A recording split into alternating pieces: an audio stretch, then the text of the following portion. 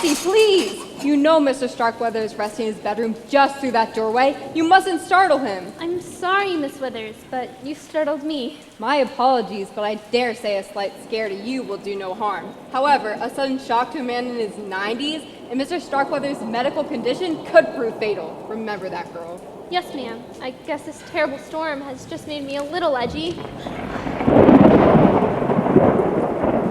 Yes, it is a tempestuous evening.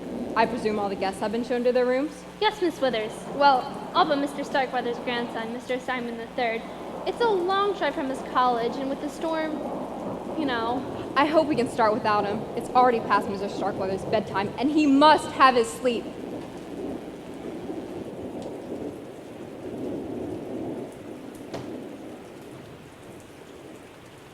I assure you, Miss Withers, the room is spotlessly clean.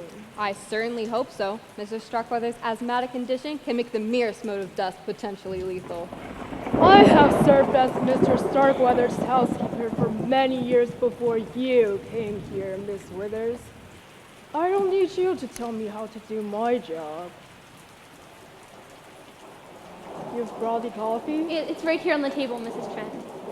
Then go back to the kitchen and help Minerva with the rest of the refreshments. Yes, ma'am. Mr. Starkweather gave specific instructions that he wishes to have everyone present in the drawing room by 8 o'clock sharp. I'll ask Bensonhurst to fetch the guests from their rooms. Mr. Starkweather will be ready. I'm coming, Mr. Starkweather.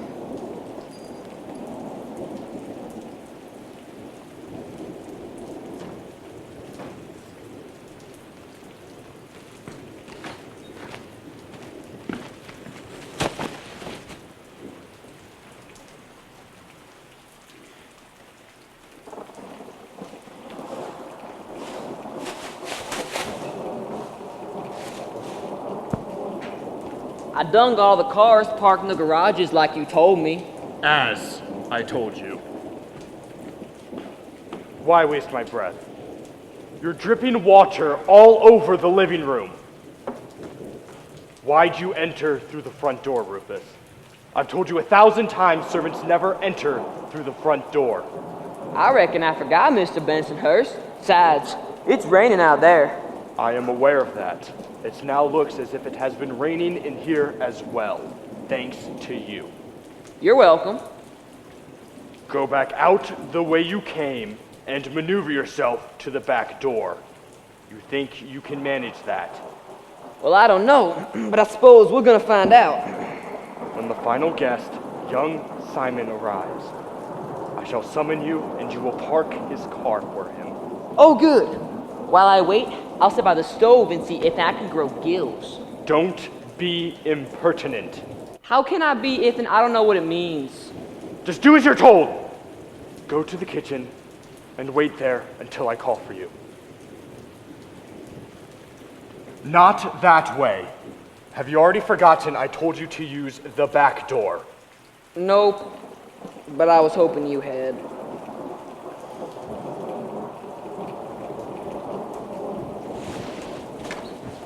That man is an idiot. I heard that.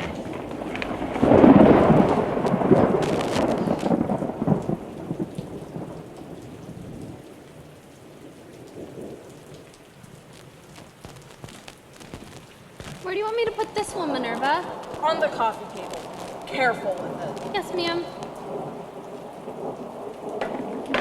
I think everything's ready. You think wrong. Place the cups on the saucer so all we'll have to do is pour the coffee. Yes, Minerva. The others are coming down. Miss Van Zandt informed me that Mr. Starkweather wishes the servants to be present as well. He wants the servants here? Precisely. Even Rufus. If I'd been informed of the fact sooner, I would have ordered him to take a bath. He has been out in the rain parking cars, so perhaps that will help. If you ask me, Noah's flood wouldn't help. Be that as it may, I shall summon him and Mrs. Trent. Why would Mr. Starkweather want the servants to be here? I'll pull out my crystal ball and let you know. Do you remember what I told you when you came to work here? Yes, ma'am. Do as you're told and don't ask questions. Exactly. Stick to that. I will, Minerva. Oh dear, I never know what to wear on special occasions. I suppose Uncle Simon's inviting us here is a special occasion, isn't it, Jordan? I suppose so, when considering most of the time he treats us like lepers.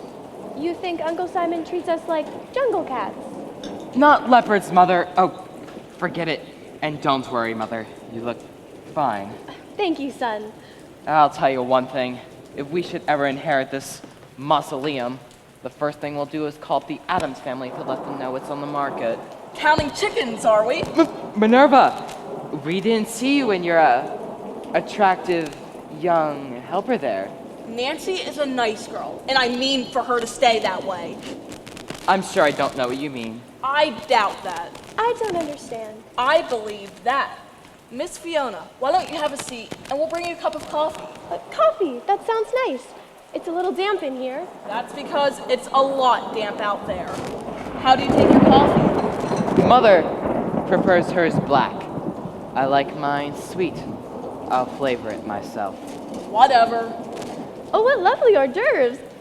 They're delicious. Well, I'm glad you like them. You're looking very pretty tonight, Nancy. Thank you, sir. Sir? That makes me feel as old as Grand Uncle Simon himself. Call me Jordan. She'll call you Mr. Starkweather, the way a proper maid should.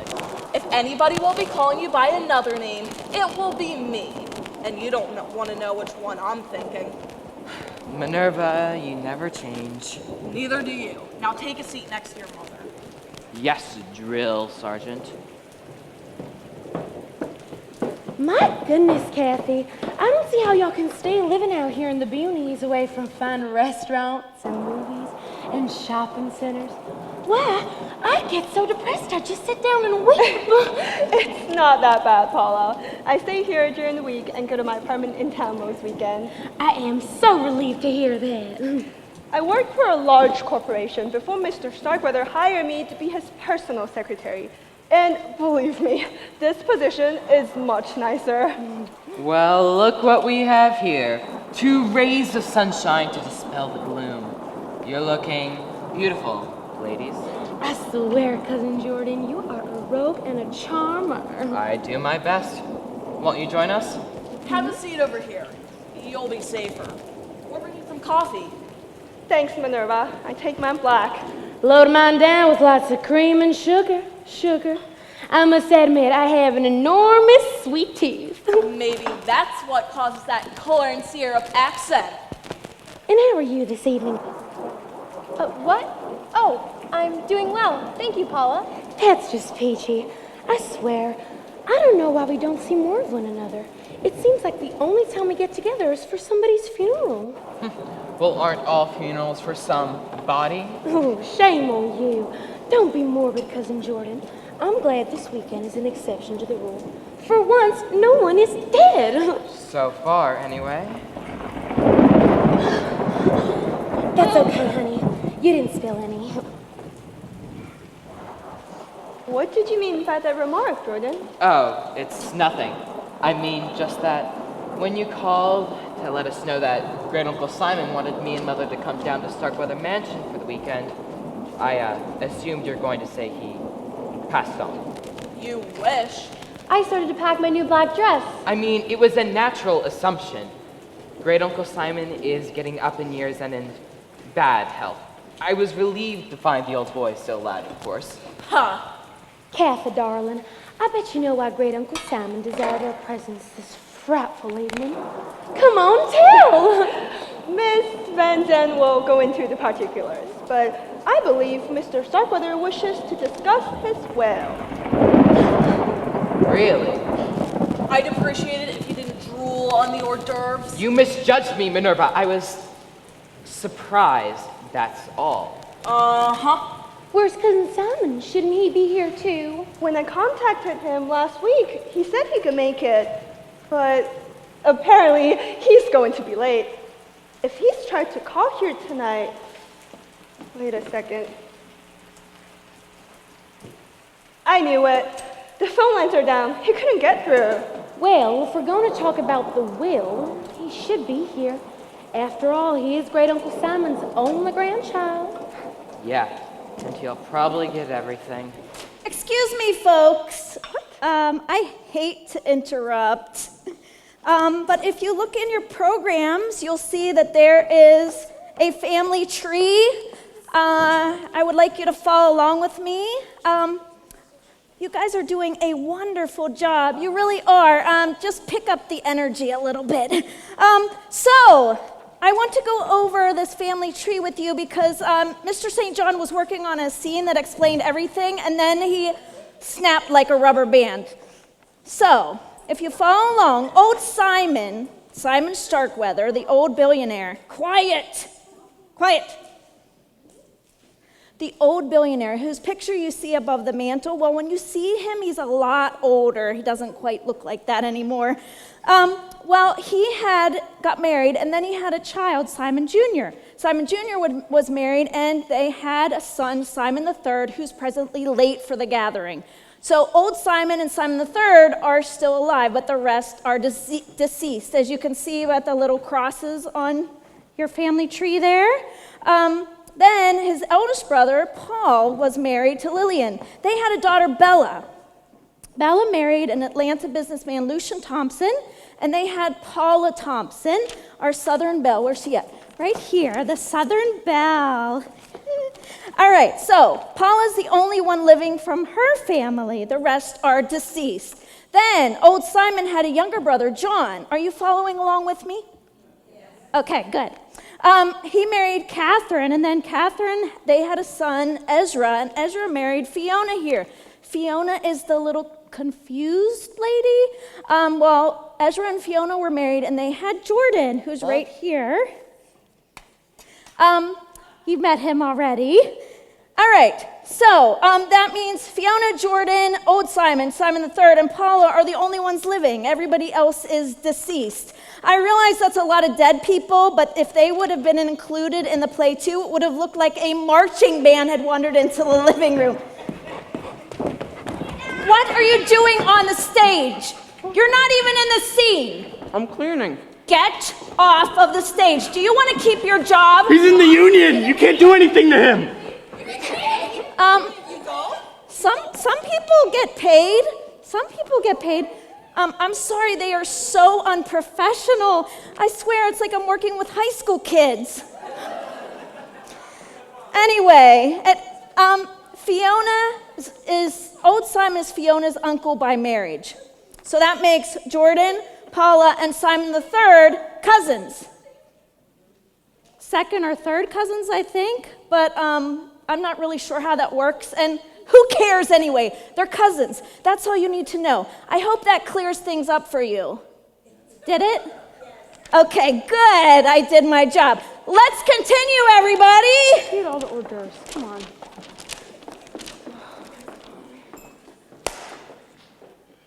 Xavier. Huh? Oh, yeah, we don't have the foggiest notion where we are. I'm not even sure who I am anymore. Are you kidding me? No. Okay, it's Jim and Natalie's entrance. Xavier, give them their cue line. What is it? Yeah, and he'll probably get everything.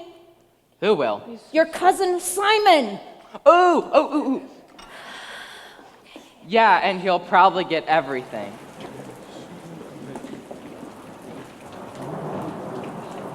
I'm very pleased with your investigations, Mr. Davis.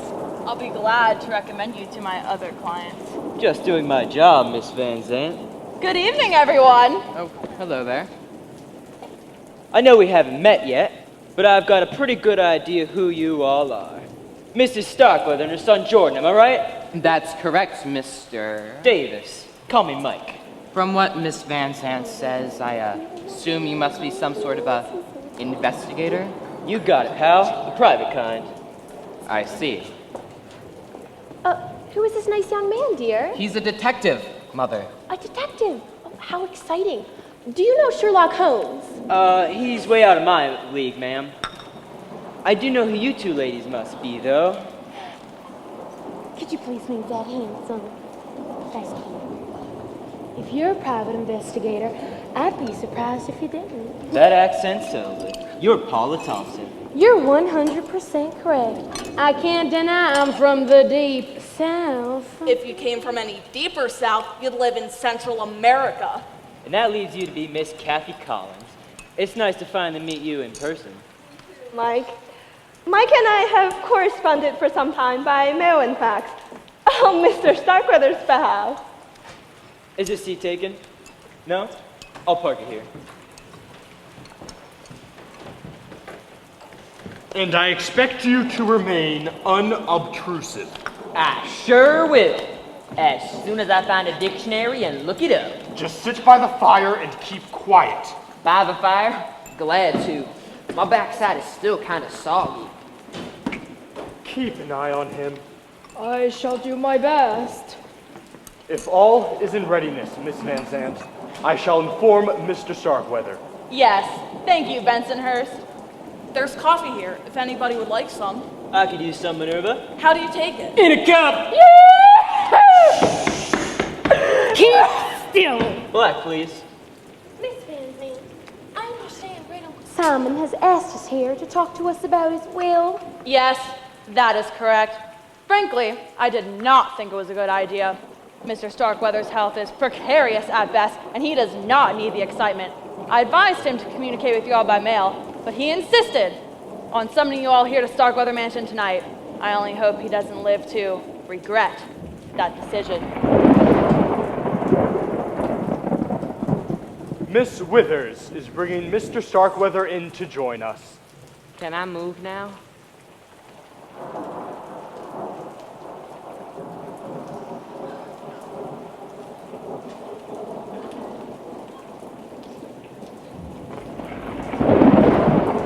Here you are, Mr. Starkweather.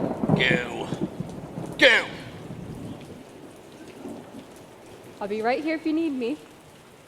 To think I was once surrounded by presidents and kings. My world have shrunk to this. A handful of relatives and a meager staff of hired help. Simon, where's my grandson? We presume he's on his way, Mr. Starkweather. Can't wait for him. Not enough time anymore. Well, good evening, Great Uncle Simon. You're looking, well... Are you blind, boy? Or just an habitual liar? I was only making pleasantries, Uncle. Save your breath. You're a smooth talker, Jordan, but that doesn't cut the ice with me. You're nothing but a greedy, opportunist boy. I ought to know. I was one myself at your age. Then I guess it runs in the family. You have a point. Well, Fiona, you look the same. Do I? Thank you, Uncle Simon. It wasn't necessarily meant as a compliment. Great Uncle Simon, you're awful. Well, it's my age, and with my money, I can afford to say exactly what I want. And I do. How's my little Georgia Peach? Little old me, I'm just peachy, Uncle. I may barf. Would you care for some coffee, Mr. Starkweather? No, he mustn't have any. The caffeine could affect his blood pressure, and his medications cause it to run a little high. Apparently, I won't be having any, Minerva. You heard my keeper. Yes, sir. Everyone aspires to live to a ripe old age. And for what? To be kept alive by medicines and machines. To be prevented from enjoying so many of life's little pleasures. Like a cup of coffee. You mustn't excite yourself, Mr. Starkweather. See what I mean? Not even allowed to feel any strong emotions. That's a bummer. Ah, you put it very succinctly, Rufus. Old age is a bummer. I could have searched my vocabulary extensively and never come up with such an apt description. Bummer. Glad you liked it. According to my doctors, I won't have to remain a prisoner in this body much longer. There is one thing I hate to leave behind. My money. You know what they say, Uncle. You can't take it with you. Yes, that's what they say. So several years ago, I had Lois here drop my will. I suppose you'd like to know how I provided for you, my heirs. I, for one, admit I'm just a teensy bit curious. A teensy bit, eh?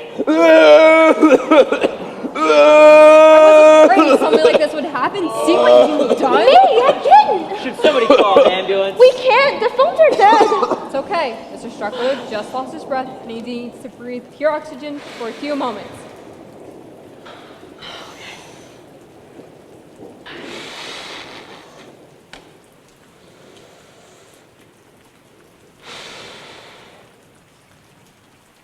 Tell them. Very well. This is the will Mr. Starkweather was referring to. As you all know, he has been a phenomenally successful businessman for many years. I'll say, he's been on the cover of Forbes magazine at least a dozen times. I never read it. He has the distinction of becoming one of the world's first billionaires. 20 years ago, I begged dear Ezra to ask Uncle Simon for business advice, but he was too proud. Yeah, Dad had his pride. Lots of pride and very little money. If I may continue, Mr. Starkweather's fortune is now worth in the neighborhood of $50 billion. If I'd have known that, I'd have asked for a raise. I won't go into the details of the will, but it essentially bequeaths $1 million to each of his household staff. They are Mr. Bensonhurst, his butler, Mrs. Trent, his housekeeper, Minerva Walker, his cook, Nancy Pollard, his maid, Miss Withers, his nurse, and Rufus Jones, his handyman. Forget the raise. Oh, Mr. Starkweather, I had no idea. The rest of the will goes on to state that his money left over from that is to be equally divided among his surviving heirs. They are his grandson, Simon III, his niece, Fiona Starkweather, and her lovely son, Jordan, and his great niece, Paula Thompson. Isn't that nice? I always knew you'd do right by us, Uncle. I know you got mad when Mama married a southern boy, Great Uncle Simon, but you two must have agreed on one thing. Blood is thicker than water. I bet Ms. Withers could tell you if it isn't. Now that I've informed you of the will's contents, I have but one more announcement to make. As of tomorrow, this will becomes invalid! What? Yes. Valid? What does invalid mean? It means no good. I got a brother that's invalid. Miss Van Zant means we're not going to get our money, you fool. Oh. Guess I won't be buying that TV I was thinking about after all. Sit. Sit! You too, Lois. Why'd you decide to disinherit us, Uncle? Found a better use for my money, that's why. Oh, I didn't leave you out entirely. All of you in the old will receive $50,000 each. 50,000? Out of 50 billion? Well, Lois advised me it would be a good idea to leave you a little something. That way you'd be less likely to be able to contest the new will. New will? Yes, that's why I invited Kathy over to Starkweather Mansion this weekend to type it up nice and legal for my signature. Mr. Davis will view this as a disinterested party. Lois will file it at the courthouse come Monday. Mr. Davis says he's a detective. What did you hire him to do?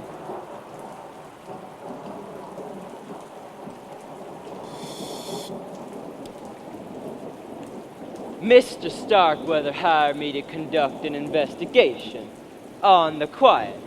For the past 6 months or so, I've traveled to a dozen or more foreign countries, checking out some of the world's most brilliant scientists, some of them well known, others who prefer to keep their experiments hush-hush. I succeeded in finding one in Belgium. Let's call him Dr. X, who agreed to do what Mr. Starkweather desires, which is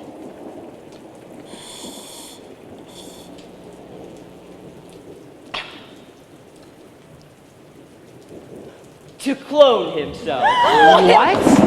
Clone! Oh my goodness! That's insane. What nonsense! You must be kidding! It's immoral. I don't understand. Good. I'm glad I'm not the only one.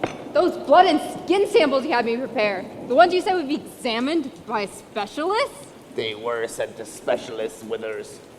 Specialists in DNA. I thought you were trying to find a cure. I was.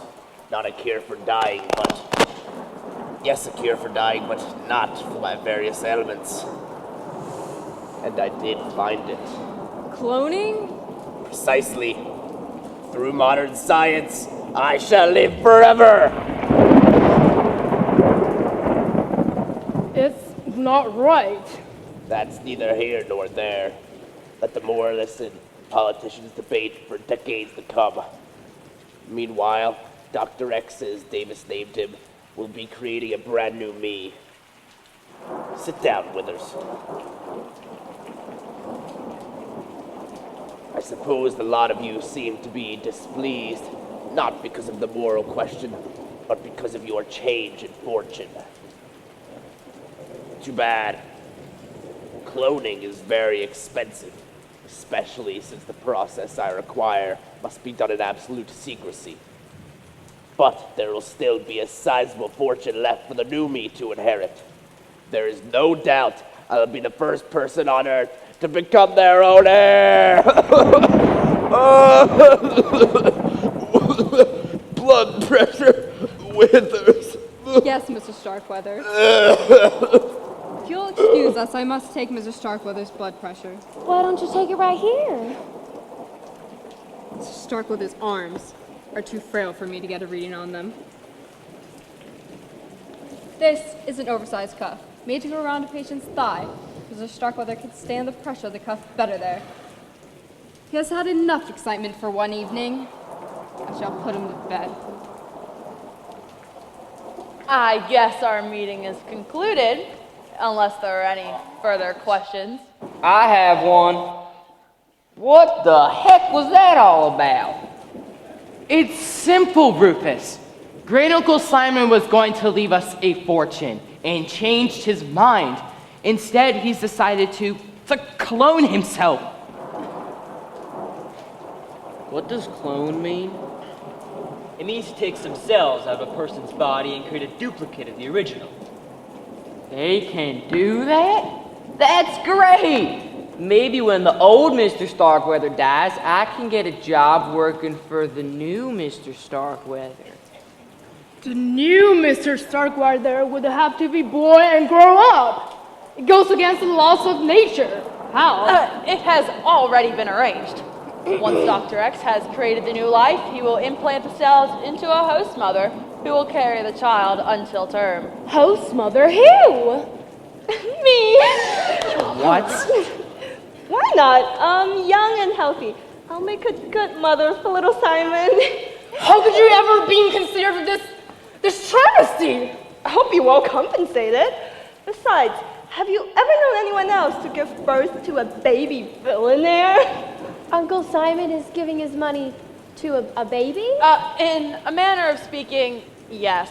The new will places Mr. Starkweather's money into a trust fund, which I'll administer. I'll release the money to pay Dr. X and his staff to perform the cloning procedure. After that, ample funds will be made available for Kathy and little Simon's needs. Once he is grown and properly trained to deal in high finance, the fortune will be turned over to him. The kid will look, think, and act exactly like Simon Starkweather. He could conceivably parlay those billions into trillions by the time he's an old man. But for what purpose? To leave it to another clone and another, then another? When will it end? Until there's a Simon Starkweather that has enough money and power to rule the world? We didn't discuss it, but you might as well be right. I can't believe you'd condone such madness. Oh, I can see why she would. Miss Van Zandt and the Collins girl would live like billionaires themselves off Mr. Starkweather's money. Money that should have gone to us and his family. I guess you'll get rich too, since you're part of this scheme. Not me. I did the job I was paid to do. My part's finished. I'll take my very generous check and go back home. Frankly, I don't care if the boss's science fiction experiment works out or not. You should be ashamed. You should all be ashamed. I believe you have made your feelings quite clear, ladies. If you and the other servants would care to join me, I wish to speak to all of you in the kitchen. The servants and I will clean up when your meeting is finished. I trust you will ring if you require anything.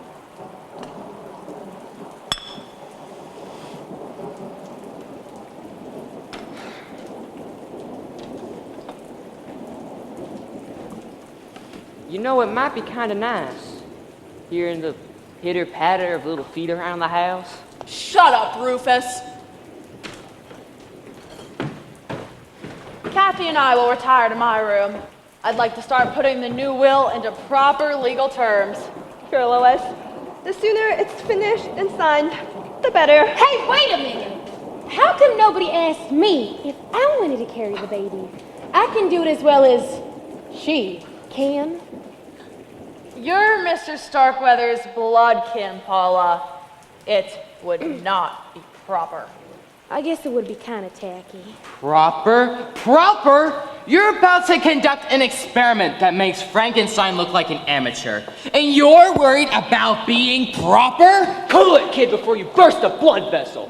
Mr. Starkweather has made up his mind, and I get the feeling whatever the old man wants, he gets. Succinctly put, Mr. Davis. Kathy. I'll go upstairs and pack. After I've witnessed the signing of the new will tomorrow, I won't have any reason to hang around. Night. We were robbed. We were? Yes, Mother.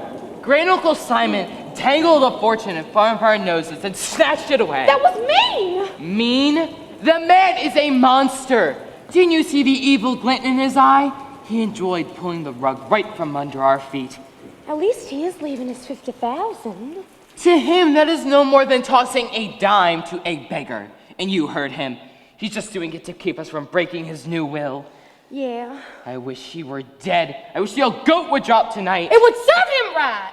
If Uncle Simon did die tonight, then we'd all get our money, wouldn't we, my dears? Would anyone care for a game of bridge?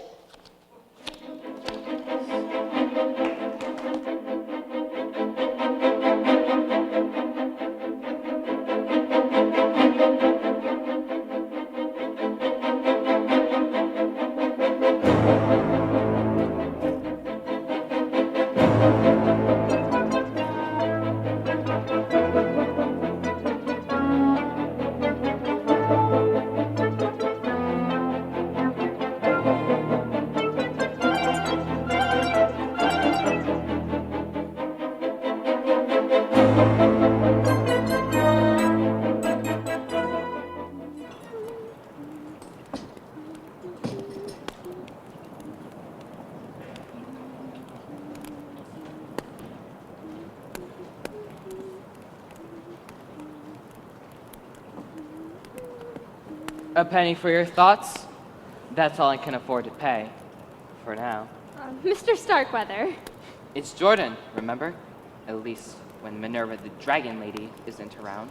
I thought everyone had gone to bed. I was going to turn in, but got hungry. Came down for a midnight snack. I'll fix you something. Never mind that. What are you doing up? Mrs. Trent sent me in here to make sure the fire screen was properly closed so no sparks pop out onto the rug. And burn Starkweather Mansion to the ground? Maybe that wouldn't be such a bad idea. You shouldn't say such things. You know Mr. Starkweather is an invalid. How could he? You read my mind. Jordan, Got you to call me by my first name. you mustn't even suggest such a thing. It's wicked. Why should that surprise you? Everybody knows I'm the black sheep in the family. If it happened tonight, you'd get millions. I'd get billions. Imagine the good times we could have together. Don't. It's a tempting thought. Admit it. It's not. It's a horrible idea. Which part? The part about the money or about the two of us together? Part about the money? What about us? Nancy! Oh! I thought you were going to help me with the dishes. I was just checking the French doors, Minerva, to make sure they're locked. I see. And what are you doing in here? I came down for a snack when I saw Nancy. Stopped for a little chat. That appetite of yours is going to get you in trouble one of these days. Minerva, what are you doing with that knife? Mincing onions. Mincing onions. At midnight. I can't stand to have anyone see me cry. I thought I heard someone in here, so I came in to check. If you're hungry, come with me. I'll find you something. Yes, Minerva. Anything you say, Minerva. Finish checking, and then come give me a hand. Yes, ma'am. Come on!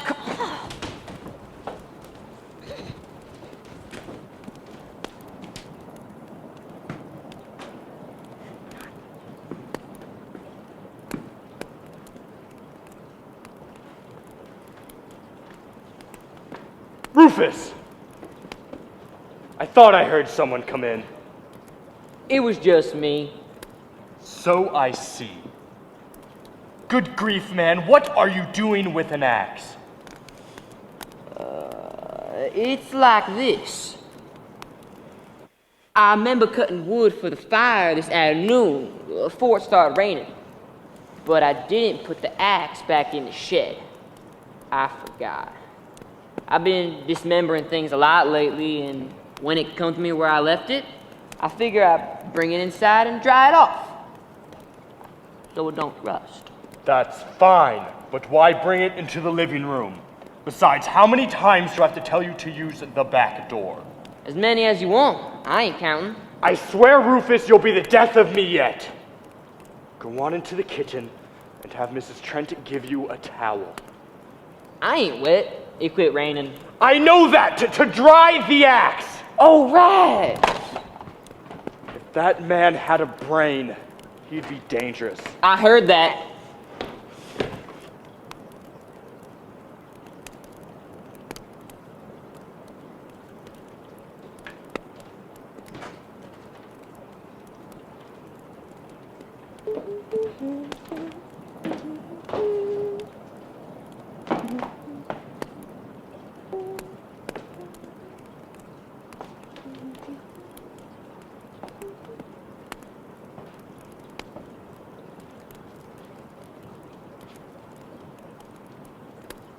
A penny for your thoughts?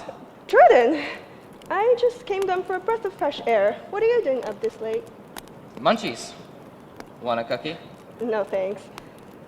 So have you and, Miss Van Zandt finished that new will? Yes, it's all ready, except for Mr. Starkweather's signature. I see you've calmed down.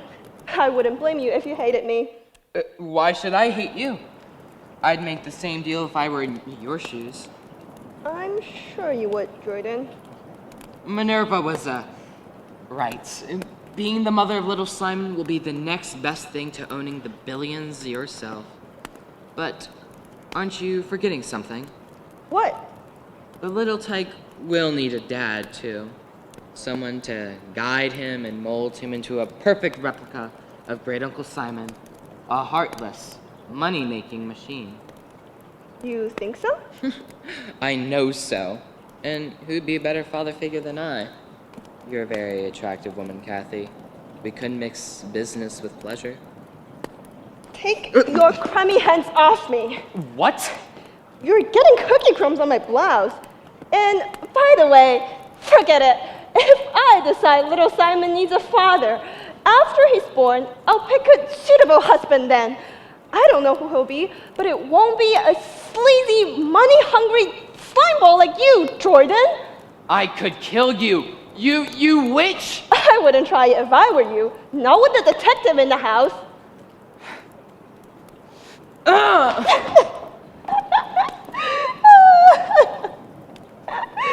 Marry him.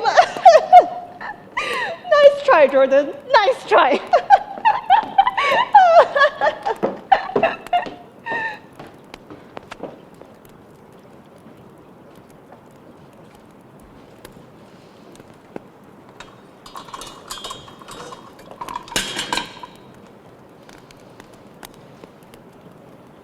Aren't you finished in here yet? I need to make everything all right. Well, hurry up. Minerva needs you in the kitchen. Yes, ma'am. Don't dawdle.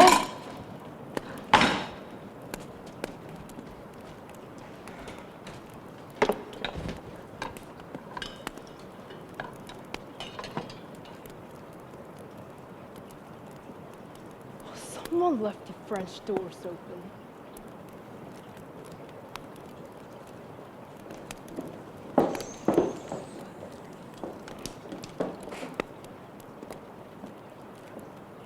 Miss Thompson? Mrs. Trent, you gave me a fright. I suppose I should be grateful you didn't shoot me. What on earth are you doing roaming around the house in the middle of the night with a gun in your hand? Oh, don't worry. I know how to handle a gun. I couldn't sleep, so I thought I'd clean it. I was going to look in the kitchen for some oil. Well, I doubt if you'll find what you need in there unless you want to rub it with Prisco. Do you often carry that thing around with you? I take it everywhere I go.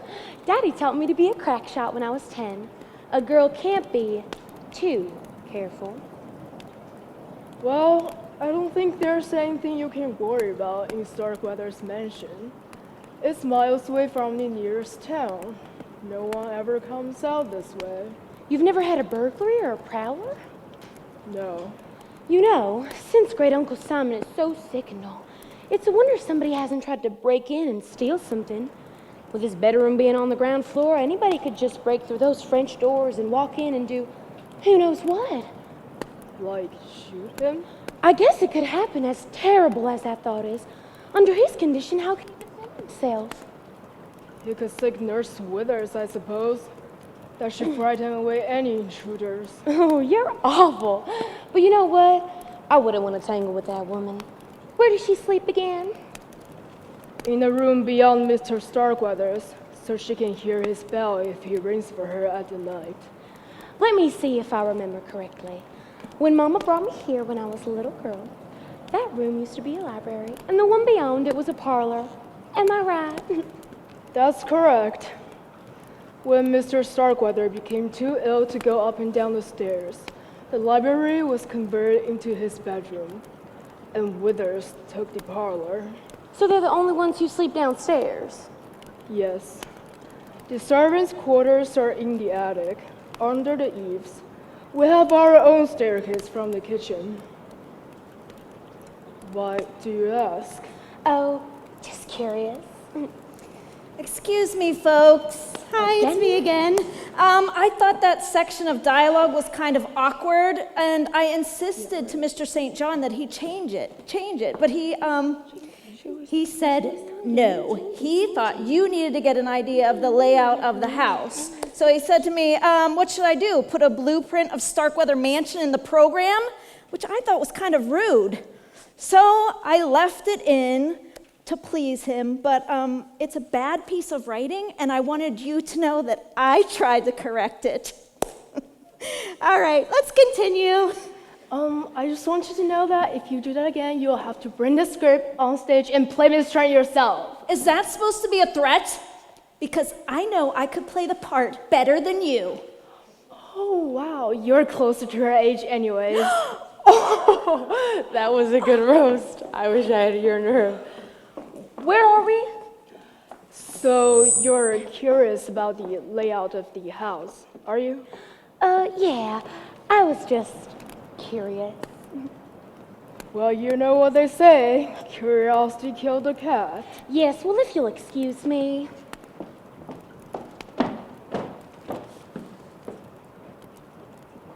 Wouldn't it be ironic if someone did break in tonight out of all nights?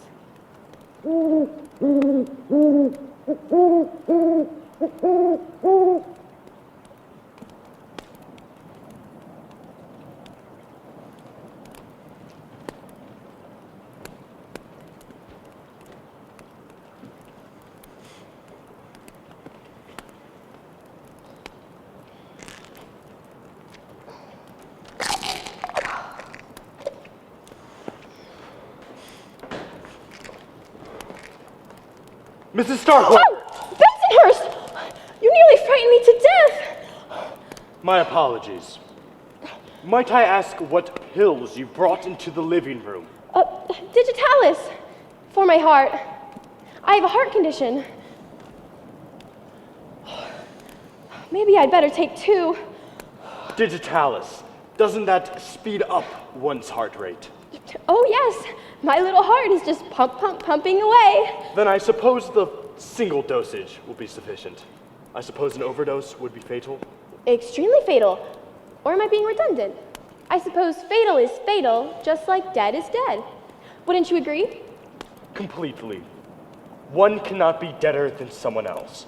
Dead longer, perhaps, but that is the only comparison that comes to mind. Might I ask why you brought the medication into the living room? Why? That's a very good question. Why did I bring them in here? Oh, I remember. I was going to show them to Miss Withers and see if she may be able to get me any free samples. With her medical connections, you know. But it looks as if the bottle was full already. It was, but it never hurts to keep a supply handy. I had better pick them up. Allow me to assist you. Bensonhurst, may I ask you something? Be my guest. Why are you carrying a wrench? A wrench? Well, you see, I remember Miss Withers told me she thought a gas heater valve in Mr. Starkweather's room was a little loose. I thought I'd give it an extra turn or 2. How mechanical of you. We wouldn't want any of that gas to escape into his room, now would we? Naturally not. Now, shall we? I feel like a pigeon pecking popcorn. You missed one over there. Oh, where? By your left kneecap. Left kneecap. Got it. Oh my, they've rolled just everywhere. Round objects tend to do that, madam.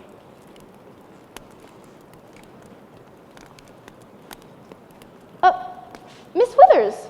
Mrs. Starkweather, what are you doing on the floor with Bensonhurst? Picking up spilled pills. I dropped my digitalis. Oh, please watch where you put your feet, my dear. Both of them. I assume Mr. Starkweather has required an ejection. Is everything all right? Nothing I can't handle. His lungs seem to be somewhat congested, so I took him from his chair and sat him back in his wheelchair.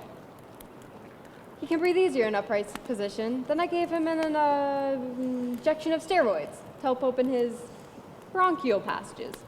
My, where would Uncle Simon be without you? Dead. Without my help, his heart would have stopped beating long ago. That reminds me. You wanted to ask Miss Withers something, madam. Did I? The digitalis? Oh, yes. Miss Withers, I was wondering if you happen to have any manufacturer samples of digitalis you don't need? I have a heart condition and I'd like to keep a supply handy. I can see why you would. I'm sorry, Mrs. Starkweather, but I'm fresh out of spare drugs. Your uncle requires every pill he's got to keep him going. My, then we had better pick up all of mine, hadn't we? Will you help us, my dear? I suppose.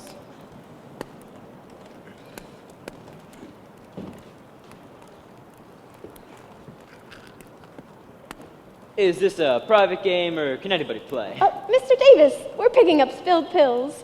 Oh, is that all? I thought you were holding a tiny little marble tournament. I'll pass.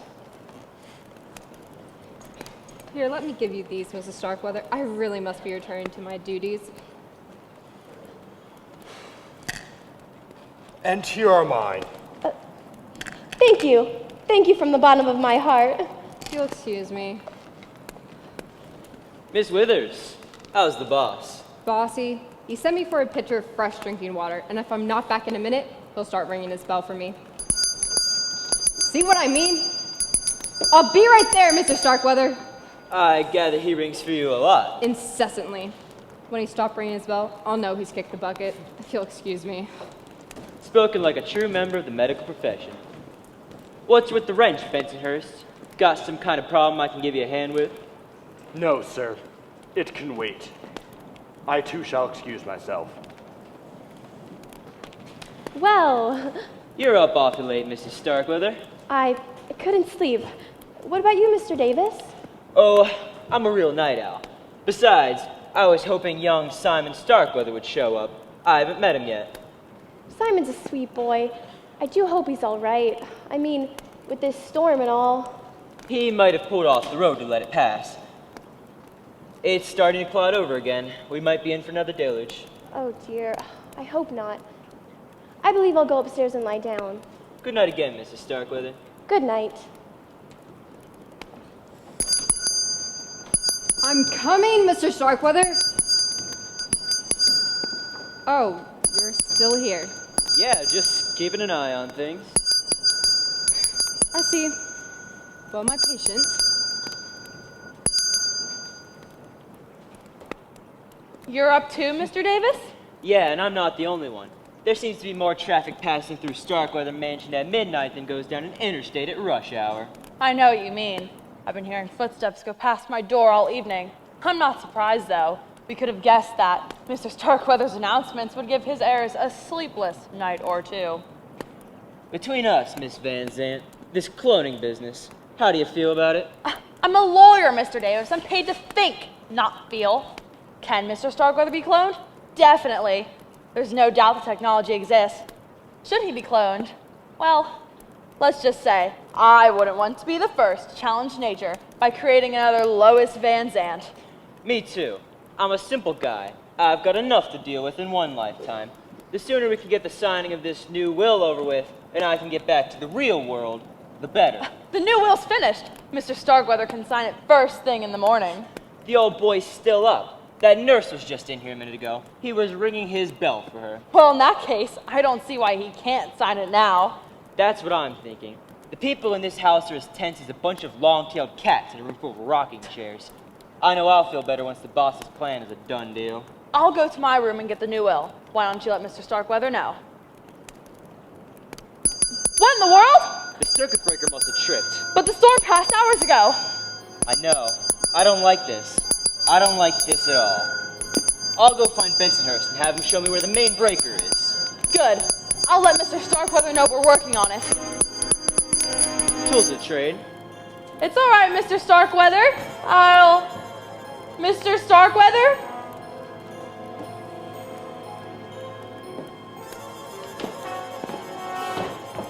Hello?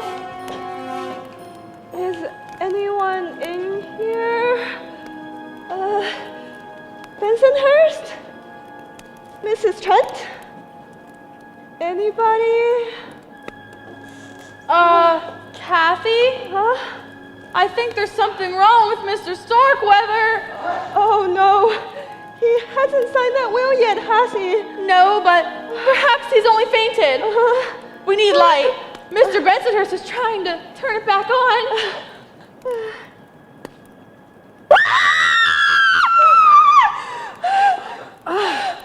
What happened? Somebody struck me. It's Mr. Starkweather! Help him! What's going on? Is he okay? Oh my gosh, what's wrong for him? What's going on? Is he okay? Is he okay? I heard a scream. He's dead. Oh my god.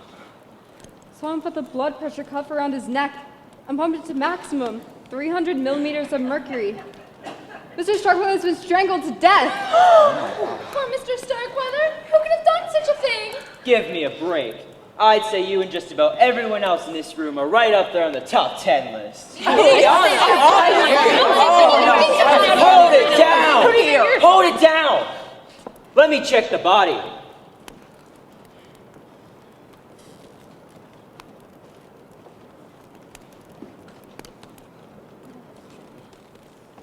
Those drops on his robe.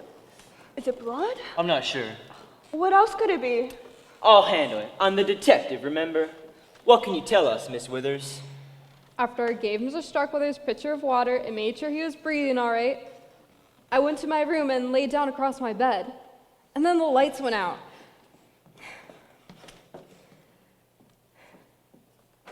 What happened next? Then I lit my candle because the lights were out.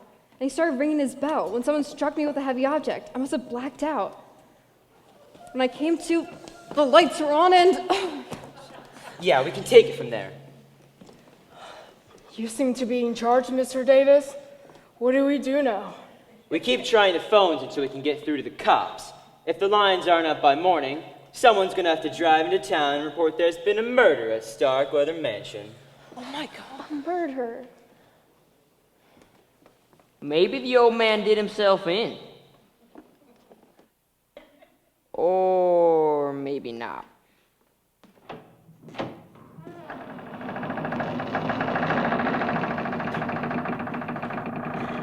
Young Mr. Simon, you made it! And oh boy, do we have a surprise for you!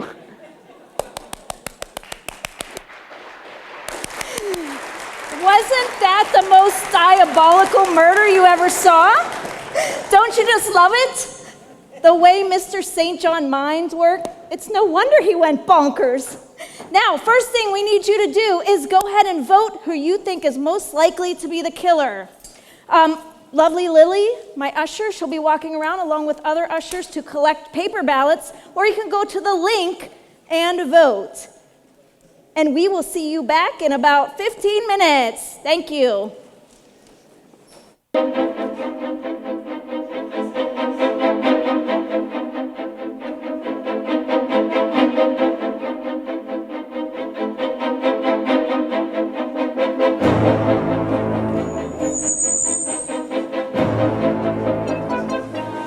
Welcome back. I hope you enjoyed intermission and that you spent lots of money on concessions to support Crusader Little Theater.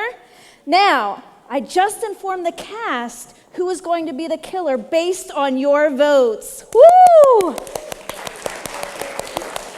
Are you ready to play armchair detective today? All right, so I want you to watch closely during the second act. You may see lines or actions that will reveal the culprit's identity. Ooh. All right, now, are you ready to relax, sit back, and enjoy the conclusion of Murders in the Air?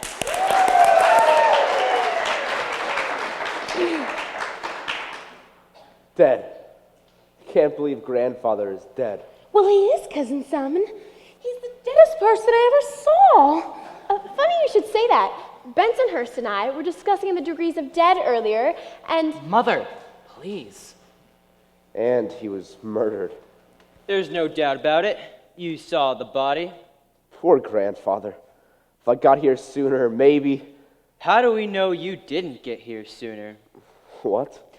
For all we know, you arrived hours ago, parked your car out of sight, slipped into the house and killed the lights moments before you killed Simon Starkweather. That's ridiculous. Why would I kill him? I'd say a third of a $50 billion fortune is a good enough reason to knock somebody off. If Mr. Starkweather had signed that new will... I didn't know about the new will. I wasn't here when grandfather introduced that crazy cloning scheme you guys were telling me about. It would have been easy enough to hide outside the French doors and eavesdrop on the conversation. Why would I hide? I was expected here.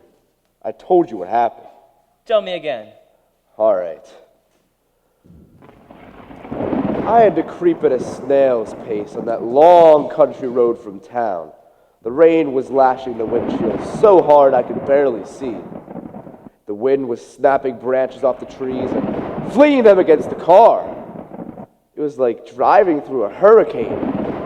When I got to the bridge that spans the stream that flows around the estate, I had to stop.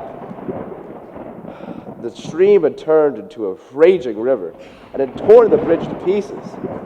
I remembered a place about a mile from there where a tree had fallen across the stream years ago. I used to play there when I was a kid.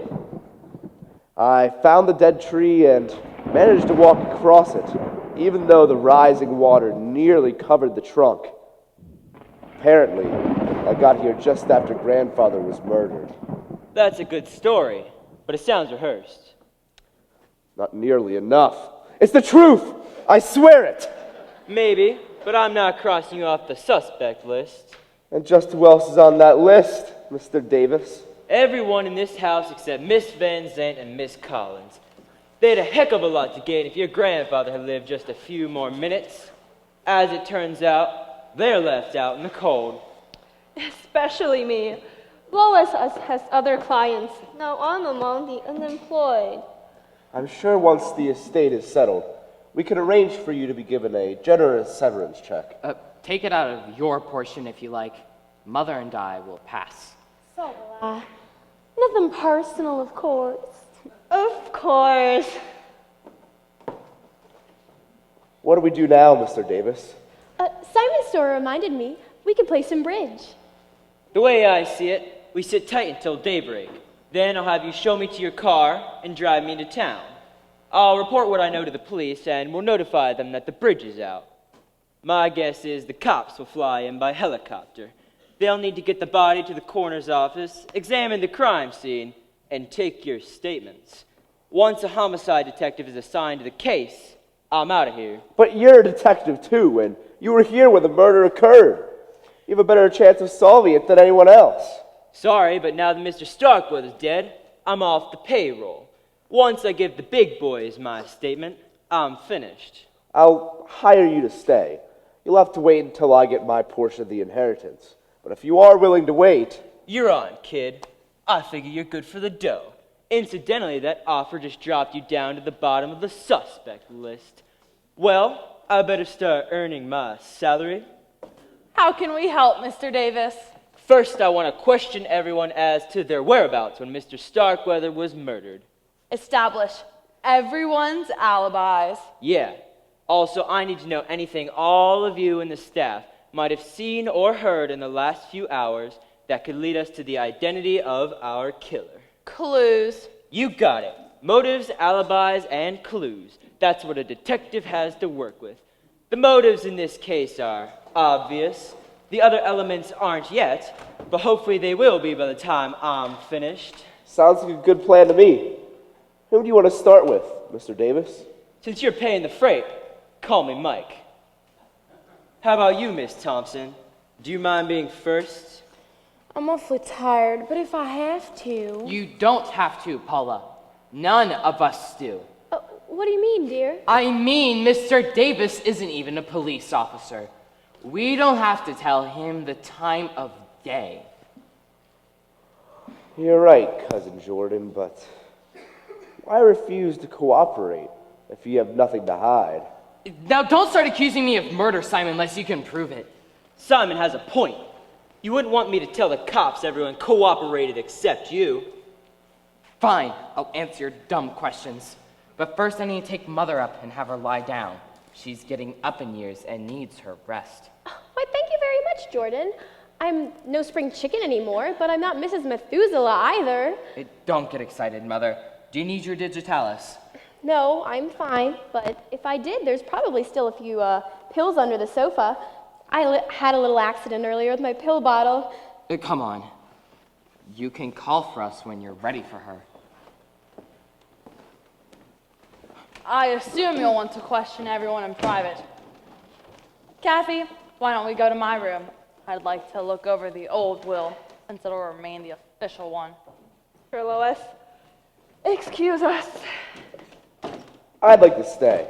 Since I wasn't here earlier, hearing all the suspects' statements would give me a clearer picture of what happened tonight at Starkweather Mansion. You're the boss now. I'm particularly interested in what might have happened between the time Mr. Starkweather announced he was changing his will and the time his body was discovered. How long was that? several hours. So, Miss Thompson, did you observe anything that occurred in the time frame that might help us? I was very disappointed by Great Uncle Simon's announcement, as you might well imagine. I mean, I would understand why you'd want to clone Elvis Presley, but Great Uncle Simon, no offense, Cousin Simon, but your grandfather was not a very nice person. Anyway, I spent most of my time in my room, but I did come down once on a little errand. I overheard Minerva and that cute little maid Nancy talking. What's the matter with you, girl? Did you leave your mind in the other room? You haven't heard a word I said. I'm sorry, Minerva. I'm so confused. About what? Has that no-good scamp Jordan been bothering you? Jordan? I mean, Mr. Starkweather? What makes you think that? When I walked in on the two of you in the living room, you were standing mighty close together. Real lovey-dovey like. What was he saying to you? I think he wanted me to do something you didn't want to do? Yes, but it's not what you're thinking. Huh, I'll bet. He'd better stay away from you. If that boy tries anything, I'll cut him down to size. Minerva, no! He's not interested in me. I heard him in the living room with Miss Collins. I get the picture. When you lost your million, he lost interest in you, didn't he? He's following the money right to the Collins girl, isn't he? He proposed to her, but she laughed at him. Good for her. Serves him right, the lazy bum. Don't call him that! Ah, you are hung up on him, aren't you? Don't be a fool, Nancy. He'll just use you and toss you aside like a dozen other girls I know of. Well, maybe he's ready to settle down now. Besides, if Mr. Starkweather hadn't changed his will, Jordan would be free to... Free to do what? Nothing. If we're finished, I'd like to go to bed now. Go on. Nancy? Yes, ma'am? Lock your door. Excuse me, folks. Peter. Thank you. That little scene you just saw in the foyer was a flashback. It showed a conversation Paula overheard before the murder. Isn't that clever? While other characters' stories, portions of them will be shown in flashback too. I just wanted to make sure you got that. That's all. That woman's really asking for it. So tell us, Mrs. Trent, did you see or hear anything suspicious earlier tonight? Suspicious? I suppose you'd call toting a gun around the house suspicious, even though Mr. Starkweather wasn't shot to death. A gun? Who has a gun? Says me. Paul Thompson, that's who. Claims she's a regular Annie Oakley. She even said how easy it would be for someone to slip those French doors and kill Mr. Starkweather. Did she now? Ask her yourself. Anything else? I did happen to overhear a rather odd conversation between Mrs. Starkweather and Rufus. I had gone upstairs to distribute candles to everyone in case of a power outrage, which turned out to be very useful, as you know. When I was about to turn the corridor onto the west wing, I saw Mrs. Starkweather from the far end, near the stairs.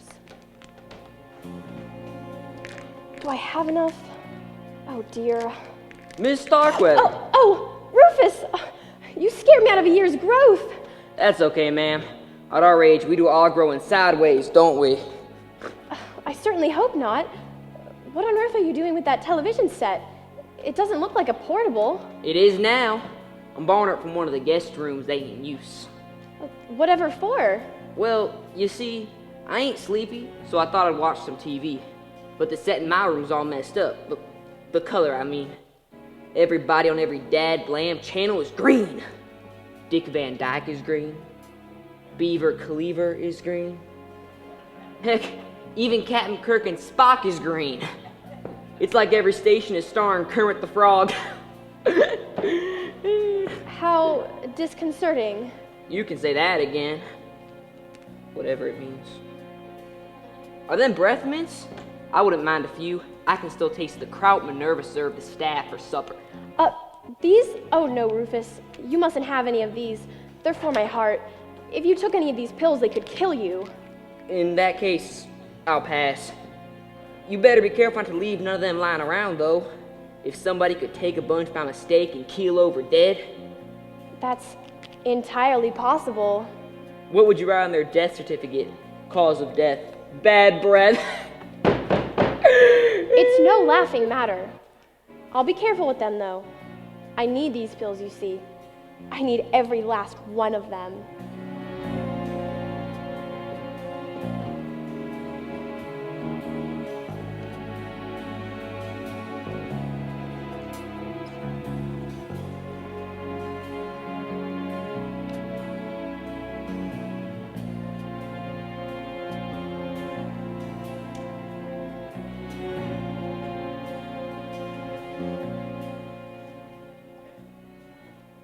Rufus had an axe in the house? Yes, Master Simon. I had ordered him to chop some firewood earlier. I'm surprised you trust him with an axe. Personally, I wouldn't trust him with a butter knife. I was simply relaying Mr. Starkweather's instructions. Was there anything else of interest you happened to notice? Just one, sir. Earlier tonight, I was coming from the kitchen when I saw Master Jordan at the door to Mr. Starkweather's room. The hall door. Not that one. His behavior was somewhat furtive. I was given the impression he was about to enter when the door opened and Miss Withers came out. It was apparent her unexpected appearance had startled Master Jordan.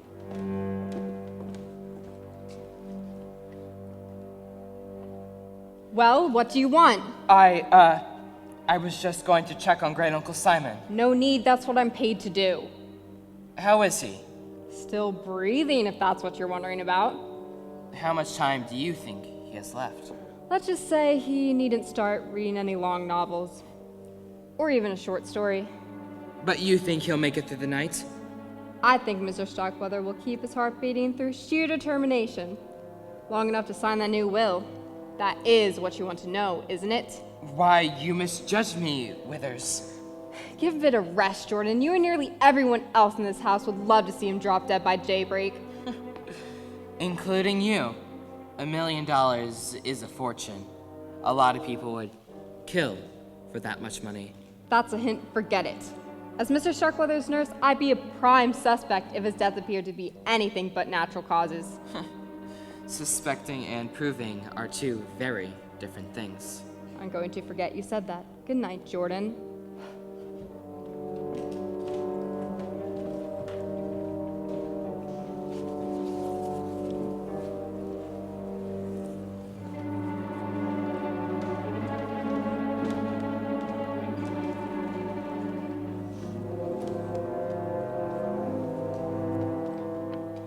It's true. Jordan Starkweather did hint that I was in a position to end his great uncle's life in a manner that would appear natural. I assume Benson Nurse also told you that I refused? He did, but you could have changed your mind. And then killed him with a blood pressure cuff. That would have been foolish, hardly what you call natural causes. I agree. The means by which he was murdered make no sense. Whoever did it.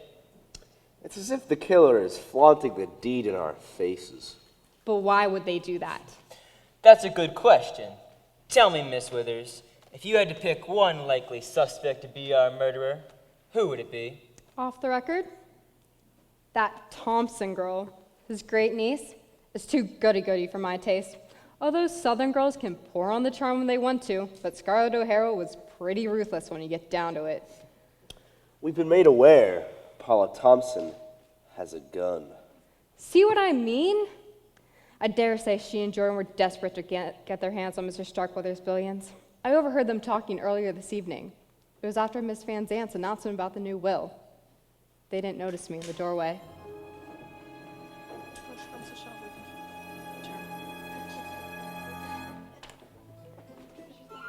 Do? What can we do? It's out of our hands. Don't be such a wimp, Cousin Jordan. That money rightfully belongs to us. There's got to be a way to get it. I know. Maybe we can have the will broken if we have Great Uncle Simon declared insane? I've thought of that, but it won't work. If cloning was just a wild theory, maybe we could, but it isn't. His plan to be the first person to clone himself might be bizarre, but it isn't insane. We'd lose the case. And probably spend that pittance we're going to inherit on the lawyers. Like that Miss Van Zandt. She... What? What are you thinking? I'm thinking, if you can't beat him, join him. Huh? I just thought of a way to get Miss Van Zandt to put me on her team. What is it? Fend for yourself, Jordan. Now, if you'll excuse me, I'm going to talk to that lawyer.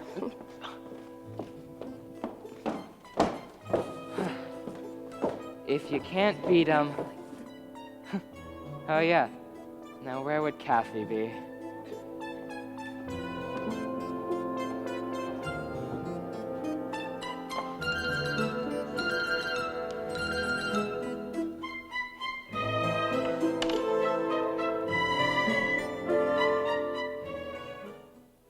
It's true. Jordan did suggest we get married, but it wasn't what you would call a romantic proposal. It was more like a business proposition. You were going to have access to billions. What did Jordan have to offer you? Himself, I guess. In my opinion, that fortune hunter wouldn't be worth 2 cents. Then you did turn him down. Of course. Jordan is attractive in a smarmy sort of way, but any woman who married him would be a fool. And believe me, Mike, I'm no fool. I knew that from the time we started working together. You were smart enough to volunteer to carry grandfather's clone. Look, Simon, once Mr. Starkweather made up his mind to clone himself, nothing was going to change it. He would have found a surrogate mother somewhere, so it might as well have been me. I understand. I just think the whole thing is creepy. You're a lot nicer about it than the other heirs were. For example? Paula, for one, she hadn't given up hope of getting her hands on Mr. Starkweather's money yet. How do you know? I was in Lois's room with her when Paula knocked on her door. She asked Lois to step into the corridor where she could speak to her in private. Lois went out with her, but she didn't close the door completely, so I couldn't help but overhear their conversation.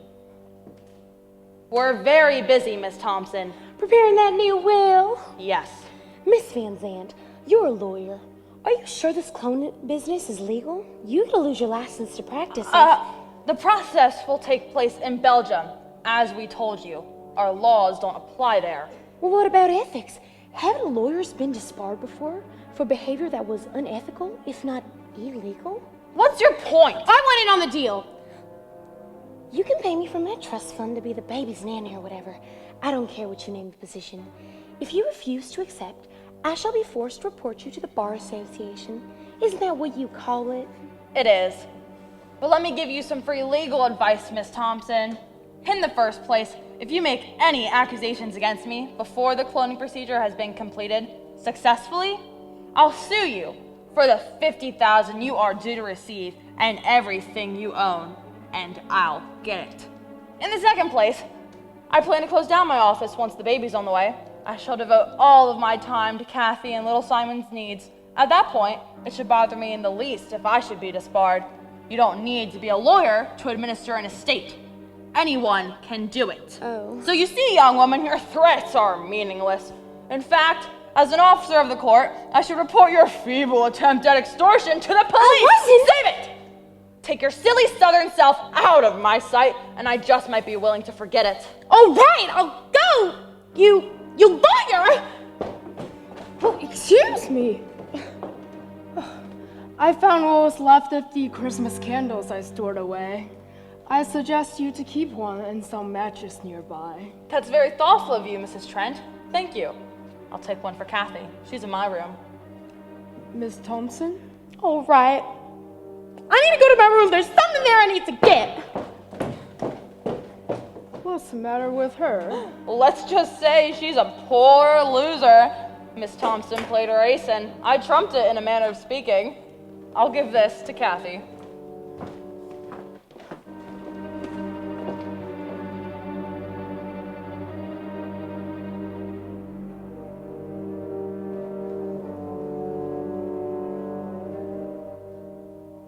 If I remember correctly, when Kathy Collins saw Mr. Starkweather's body and screamed, you came in from the front door. What were you doing outside, Rufus? Was I outside? Yep, I guess I was. I remember now. I had borrowed a TV from one of the guest rooms because We heard why, Rufus. You did? News travels fast around here. All the actors on your set were green. Sure was. Looked like the Martians had landed or something. Anyways, when I hooked up the new set, the picture did not come in too good. Everybody was fuzzy-wuzzy as a woolly worm. I had gone outside to try to turn the antenna around. On the roof? Well, it wouldn't do much good in the basement now, would it? I had just got the tall ladder out of the shed when that gal hollered bloody murder. Well, murder anyways, even if it wasn't bloody. Did you see or hear anything while you were outside? I saw an owl and heard a bunch of bully frogs. I meant humans. Oh, I saw Mr. Jordan on the patio when I was coming in. Don't know what he was doing out there. Earlier tonight, Rufus, did you hear anyone talking about the new will? Who didn't? Minerva and old Bensonhurst didn't talk about much anything else. They were going on about it in the kitchen before Mr. Starkweather croaked. What were they saying? That it ain't fair, that's what.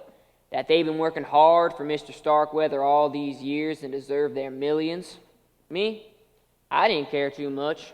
I figured 50,000 would get me a nice big TV. Maybe even now, I'll get me two. Bensonhurst and Minerva? Oh yeah. The more Minerva thought about it, the madder she got. And woo! That woman's got a temper. She was just about ready to storm in there and give Mr. Starkweather a piece of her mind. You mustn't go in there, Minerva. Who's going to stop me? I shall if necessary. You and whose army? I completely agree with you that we were wronged, but a confrontation is not the answer. Oh yeah, then what is? Have patience. Mr. Starkweather has not signed the new will yet. Perhaps he will change his mind. We should live so long. No, Minerva. He should live so long.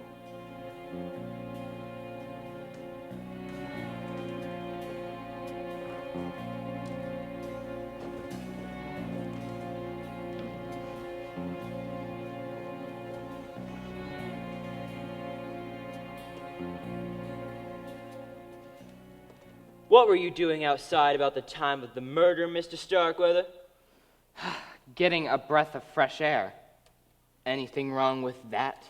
Not if you remained outside. What do you mean? When I made a cursory examination of the crime scene, I noticed that Miss Withers had left the window open a couple of inches to let in some of the fresh air. Anyone could have climbed in and... Are you accusing me of killing Great Uncle Simon? Calm down, Mr. Starkweather. I'm not accusing anybody. Yet.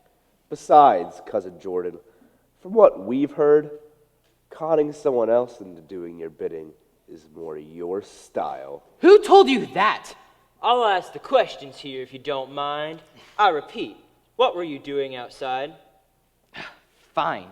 If you must know, Kathy and I got into a disagreement. I blew up and went outside to cool off. Or have you already heard that? I question, you answer. Remember? Let me ask you this. If you didn't murder Mr. Starkweather, who do you think did? Look, I'm not saying she did it, but have you talked to that little maid, Nancy? Why her, Cousin Jordan? The girl has a crush on me. I flirt with the ladies a lot, but I did nothing to lead her on. I know she was upset about the new will. Not that she would just lose her money, but that I would lose even more. I had strolled around the house and was outside the kitchen when I heard Nancy and Miss Withers talking. Can I do something for you, Miss Withers? I needed fresh drinking water to put by Mr. Starkweather's bedside. I got it. That poor man. When he had the attack and lost his breath in the living room, I realized what you meant when you said the slightest shock could prove to be fatal. Exactly. The slightest shock. His bell. I must go. Yes. We wouldn't want anything to happen to him, would we?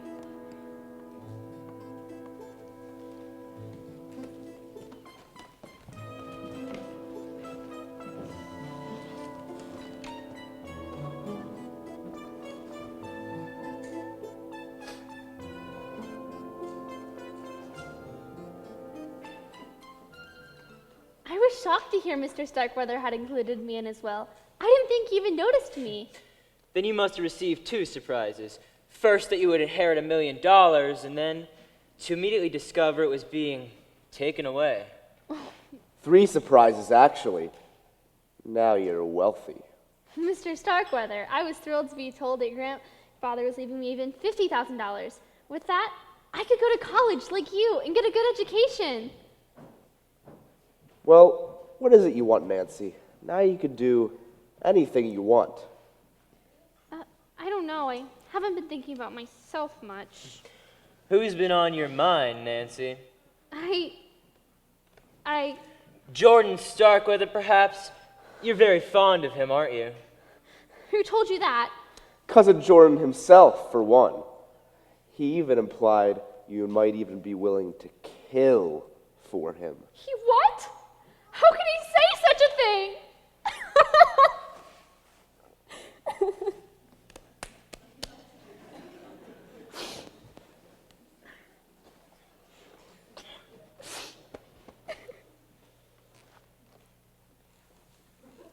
I'm sorry to hurt you, Nancy, but that's who Jordan really is. He's out for himself, and he'll trample anyone who gets in his way. I guess I knew that. I even heard him propose to Miss Collins.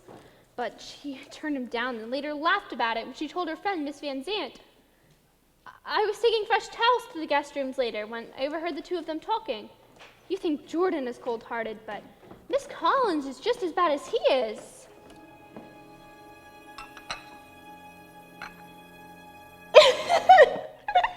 Can you believe it? Those soulful cases might work on some innocent young thing like that maid Nancy, but he learned quick enough that I'm no pushover. I wish I had been there to see it. It's time Jordan met his match. I could tell Nancy about some of the maids who worked here before her. Let's just say that Jordan's Playboy days will be over soon enough, though. What do you mean? Up until now, Mr. Starkweather has given Jordan, as well as Paula and Fiona and young Simon, a very generous allowance. Once he passes on, the $50,000 will be the last thing they receive of the Starkweather fortune. They'll have to learn what it's like to work for a living. Simon's almost out of school. He'll do fine. But the others, they'll go through their money in no time. Then what kind of jobs can they get? Can you picture Paula behind the desk of a car rental agency? Or Jordan driving the cars out of a lot for customers? What will Fiona do? Sell Avon?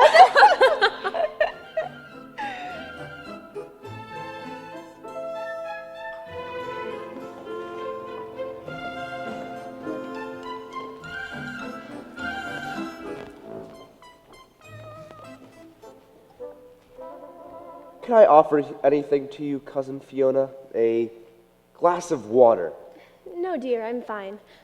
Mr. Davis, I want you to know that my Jordan could never have done, oh dear, what was done to Uncle Simon. He was with me in my room all evening. Mrs. Starkweather, you know that can't be true. Your son told us himself.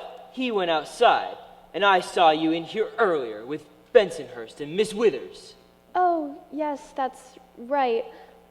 Maybe it was last night that he sat with me. Maybe it was.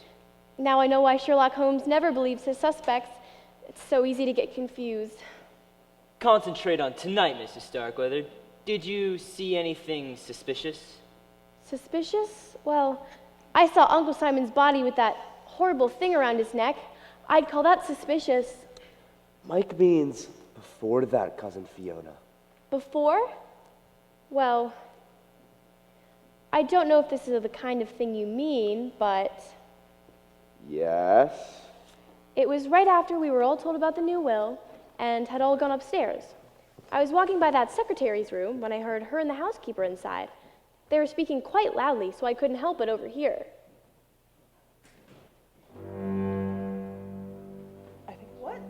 in my room, Mrs. Trent. I was just checking out the guest rooms to make sure there are extra blankets in each. I'm sure you're very pleased with yourself, Miss Collins. Why do you say that? It all worked out just as you planned. I don't know what you mean. I think you do.